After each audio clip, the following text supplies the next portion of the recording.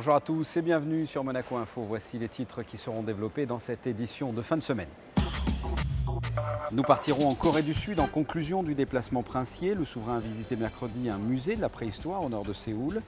De la Corée, nous irons à Villeneuve-Loubet où le prince s'est rendu au musée Escoffier à l'occasion d'une future exposition consacrée à l'art de la table. Des pièces du palais princier y seront visibles.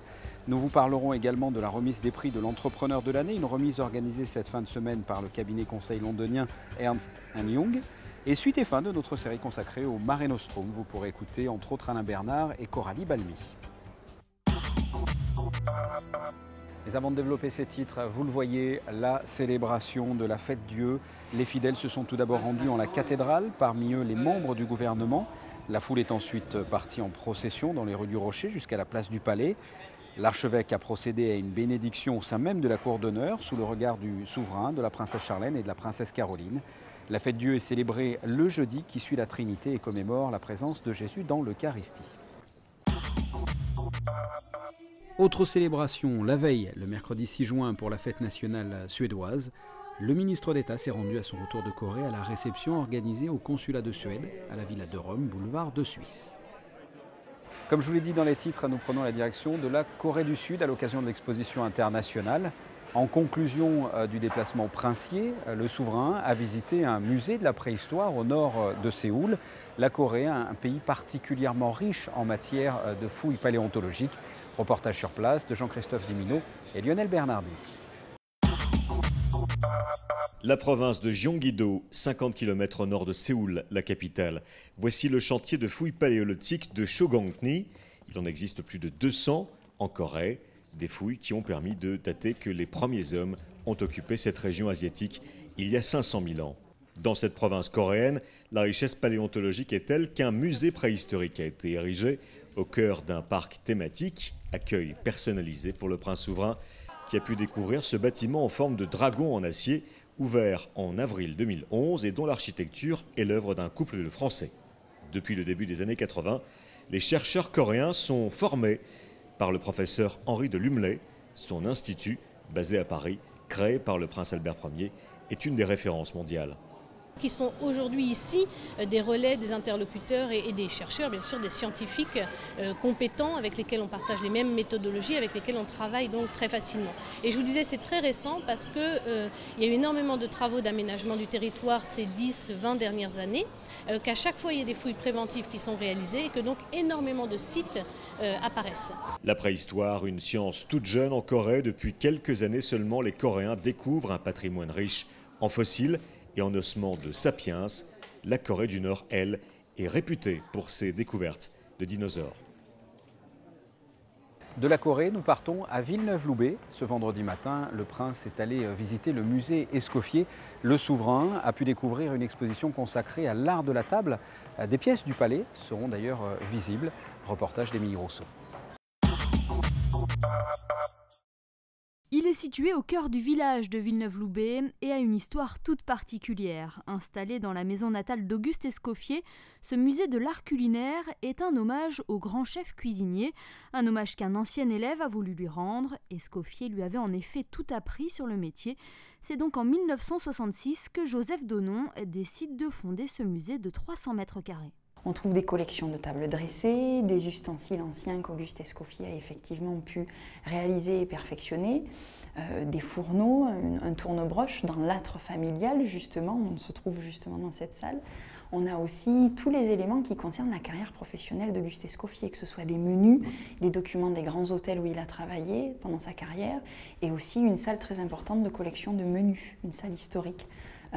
Et également une salle dédiée à l'art pâtissier avec des sculptures en chocolat et en sucre.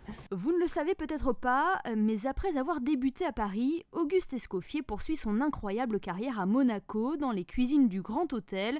C'est là-bas qu'il fait la connaissance de César Ritz. Octobre 1884 deviendra une date importante dans la carrière des deux hommes. Il rencontre César Ritz à Monaco, qui lui fait la proposition tout naturellement de travailler ensemble. Il a besoin d'un grand chef cuisinier et il travaille au Grand Hôtel à Monaco. Et dans ce Grand Hôtel, Ritz dirige merveilleusement bien l'établissement, mais a besoin d'un cuisinier créatif, inventeur et novateur, comme l'était déjà et était en train de le devenir Auguste Escoffier. Et donc Escoffier accepte et il travaille plusieurs saisons à Monaco, sur Monaco Ensemble. Depuis l'an 2000, le musée est entré dans une nouvelle dynamique. En plus de faire découvrir Auguste Escoffier aux visiteurs, l'établissement organise des expositions thématiques. La prochaine s'intitule Unique et présentera l'univers de table de Renoir à Tim Burton. Ce sera le titre de l'exposition pour plusieurs clins d'œil à des univers uniques, des personnalités uniques ou des pièces de collection parfois uniques aussi. C'était le moyen en réalité de rendre hommage à vraiment différentes époques, différentes œuvres aussi qui peuvent se découvrir au fil du musée. Et donc c'est comme cela qu'on va pouvoir présenter par exemple le fourneau ménager d'Auguste Renoir, le grand peintre impressionniste français, une table de meilleurs ouvriers de France d'Olivier Novelli du Negresco à Nice. On peut aussi rencontrer un petit peu tout le travail et l'œuvre extraordinaire de Christian Sinicropi, qui est le chef cuisinier de la Palme d'Or sur la Croisette à Cannes. Il y a aussi, bien évidemment, la présence de la table princière du Palais de Monaco, avec un beau clin d'œil à la table du prince. Et sachez que cette exposition unique est à découvrir jusqu'au 31 octobre prochain. Le reste de l'actualité en bref avec le concours de langue monégasque, concours organisé par la mairie de Monaco en partenariat avec le comité national monégasque et la direction de l'éducation nationale de la jeunesse et des sports. Cette année, 1300 élèves de la 7e à la terminale ont participé en mai dernier à l'épreuve écrite. À l'issue, les élèves sélectionnés viennent de passer l'oral devant un jury ce vendredi. Et puis certains collégiens ont peut-être révisé, donc parlé monégasque au Nibox à l'occasion ce mercredi de la soirée la Collège Summer Night. Cette soirée des collégiens de Monaco était organisée par l'association des parents d'élèves et la mairie. Sans transition, ce vendredi, journée mondiale des océans. C'est d'ailleurs à cette occasion que toute l'équipe de Thalassa est venue s'installer en principauté le temps d'une émission. Eh bien, cette journée mondiale des océans est une occasion de prendre conscience des menaces qui pèsent sur tout l'écosystème. L'écosystème qui est parfois une mine en matière de recherche médicale. On écoute Denis Allemand. Je pense à deux niveaux, ça peut apporter des renseignements. D'abord, en fournissant des médicaments, des nouveaux médicaments. Pour l'instant, le nombre de médicaments d'origine marine reste relativement faible, mais curieusement, c'est surtout à partir des éponges et des coraux que l'on a ces médicaments qui servent pour certains d'anticancéreux ou d'antiviraux. Donc première chose, fournir de nouveaux médicaments pour la santé humaine. Deuxième chose, fournir des modèles biologiques pour mieux comprendre le fonctionnement de l'humain. Le fonctionnement de l'humain est souvent quelque chose de complexe à étudier et pour mieux le comprendre, on peut l'étudier sur des systèmes simples. C'est comme ça que l'on a étudié la physiologie nerveuse sur tout simplement des calmars, parce qu'ils ont de très grosses cellules nerveuses que l'on peut étudier facilement. Et donc les coraux peuvent aussi servir de modèle pour l'humain à différents niveaux. D'abord parce que ce sont des animaux qui vivent très longtemps, qui peuvent vivre plusieurs milliers d'années. Donc pourquoi un corail vit plusieurs milliers d'années et pas d'autres organismes? Et deuxièmement, parce que ce sont des animaux qui sont soumis quotidiennement à des variations de concentration d'oxygène dues à la photosynthèse de leurs algues symbiotiques, qui font passer le corail d'un milieu totalement anoxique la nuit à un milieu fortement hyperoxique, c'est-à-dire très riche en oxygène durant la journée. On peut mettre un corail dans 100% d'oxygène pendant 24 heures, ça ne le dérange pas.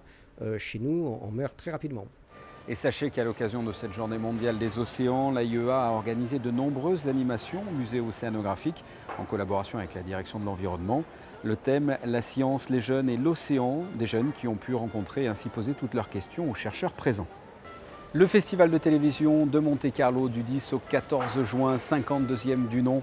Encore une fois, le Grimaldi Forum sera l'acteur principal de cet événement.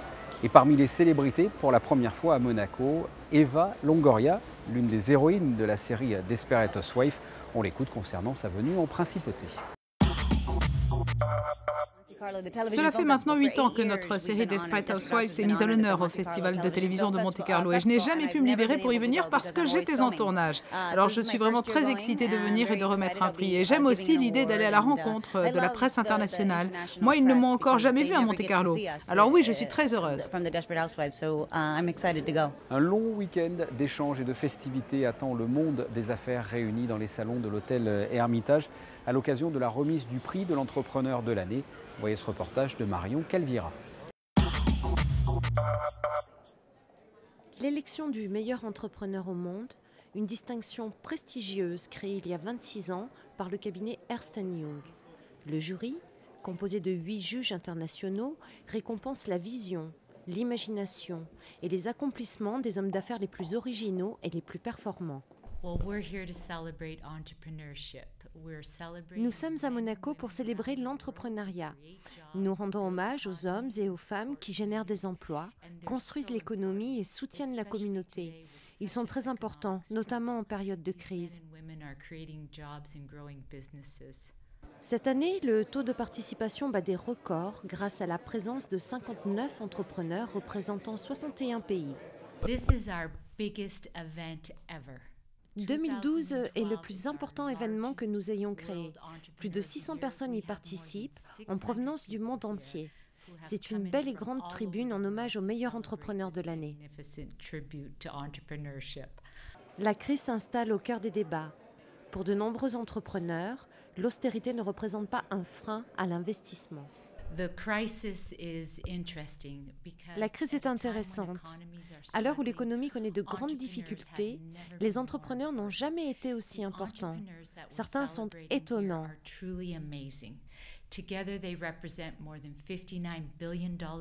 Ensemble, les entrepreneurs représentent 59 milliards de dollars de revenus et plus de 300 000 emplois. Ils développent leurs affaires jusqu'à atteindre 17% de croissance depuis l'an dernier. Tous embauchent.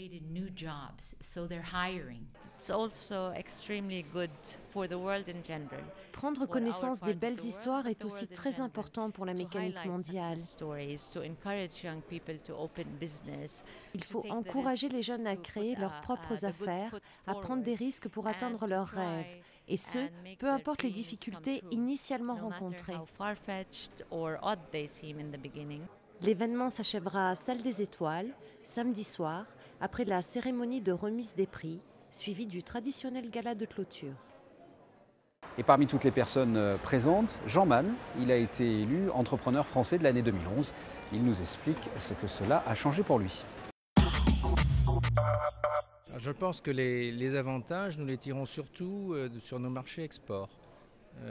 Je constate en parcourant les filiales de notre groupe que c'est surtout sur l'Asie que les équipes de Mann se sont appropriées ce titre et en sont fiers et le font savoir à leurs clients. Et là-bas, aux Philippines, en Chine, en Indonésie, ça a un ressenti plus particulier. Un petit peu moins en Europe, je dois dire. Moi, ce que j'attends de cette rencontre, c'est évidemment de participer à des discussions avec mes homologues des différents autres pays pour savoir, eux, comment ils résistent à la crise, quelles sont leurs forces, quelles sont les faiblesses qu'ils ont réussi à surmonter et m'inspirer de leur méthode de management. Suite de notre série consacrée au meeting de natation de Monaco, meeting qui fête ses 30 ans, 2 jours de compétition à vivre en direct sur notre antenne ce week-end. Nous avons donné tout au long de la semaine la parole aux bénévoles et beaucoup ont été marqués par le record du monde obtenu par Alexander Popov sur le 100 mètres nage libre. On écoute à ce propos Christian Canavesio et André Van Moen. Il était encore peu connu. Le meeting de Canet avait lieu la semaine précédente. Ils ont loué une voiture, ils ont mis Alexander Popov dans la voiture, ils nous l'ont amené. À l'échauffement, il n'était pas là et au moment des séries, du départ, il était sur le plot.